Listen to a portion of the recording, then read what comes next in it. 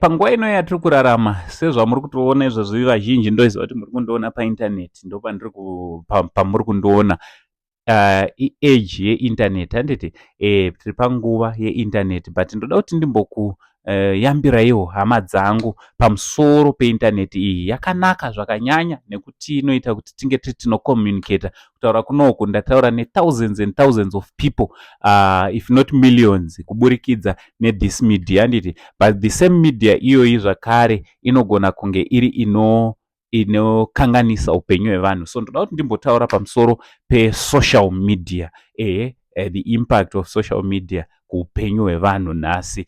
Asi chekutanga ndichida kugamuchirai mhuri yeZimbabwe. Pano paSaint TV basa ichienda mberi. Zita rangu ndinonzi Uncle Saint, chihanzvadzi chamai venyu, chigotwe chembama namama venyu. Imi munongondigamuchira sokudaro. Ndichitoti zviri kudi kwese kwamuri, angave mangwanani, masikati, manheru akanaka. Nhasi ndati ndimbotaura nemi zvishoma pamusoro peindaneti. Sekuziva kwenyu iti inini sekuru venyu I'm a social media guru. Mukada kucheka paFacebook I've got followers akati one day. If you go also ku YouTube I've got more than 100,000, maybe more than 130,000 subscribers. Also on the same YouTube I've got over 20 million views. Kuzvichireva kuti ndine kamwe kunzwisisa kandinako zvishoma when it comes to social media. So social media madande mutande emumhepo chinova chinhu chakanaka zvikuru sei nekuti chiri kutibatanidza tese. Tinogona kubatanidzwa seipo panapa tabatanidzwa tese panzvimbo imwe chete. Chinova chinhu chakanaka, but mukubatanidzwa kwedu pane mashoko mamwe anotaurwa atinonzwa. Kune mashoko akanaka nemashoko akaipa, ende kumunaka nekuipa kwesocial media ndewekuti shoko parinouya vamwe vevanhu vanogona kukundikana kunge vari vanoselekta mazwi anouya. Vamwe vanobva vangotora mazwi vobva vangomatora akadaro vobva vatotanga kumaaplya kungava kuupenyu hwavo. Vanogona kutanga kutomaaplya mungari mumarriage mavo nekuti vakanzwa Uncle Saint vachiti zvakati kana kuti Ningi achiti zvakati pasocial media.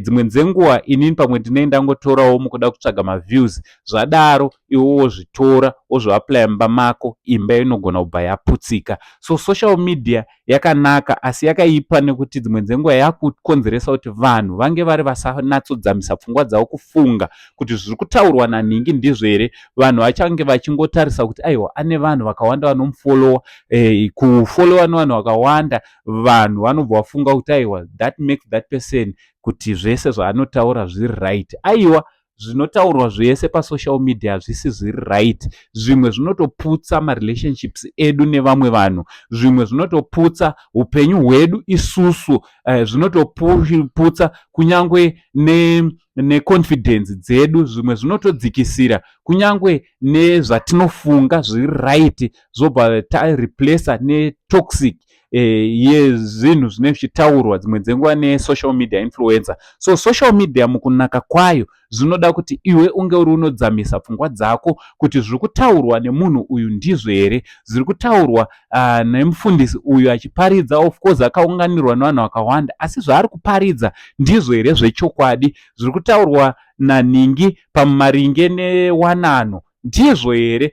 Dzimwe dzenguva unorasiswa nevanhu vepasocial media ukasangwarira, ukasatorawo mazwi uchimasefa uchimapepeta kuti unge uri unotora akanaka, zvakaipa uchisiya. So zvakanyanyokosha kuti tinge tiri tinongwarira mazwi atinonzwa pasocial media. Mukunaka kwayo yakaipa zvakare, kunotori nemamarriages akaputsika nekuda kwayo, kunotori nemamarriages zvakare akavakika nekuda kwayo. Zvino anovakika sei? Anovakika kuburikidza nekugamuchira kwatinoita, nekusefawo kwatinoita kuti tinge tiri tinoselekta chakanaka kubva pane chakaipa. So ndoda kungokurudzira kuti hazvisi zvese zvamuchanzwa pasocial media zvinovaka upenyu hwenyu. Haisi yese advice yauchatowakanda mugrupu repasocial media wobva wapiwa advice ichakuvaka. Imwe yeadvice inogona kutoputsa upenyu hwako. Kuna umwe munhu akatokundikana mumarriage make, kuna umwe munhu akatokundikana murelationship make,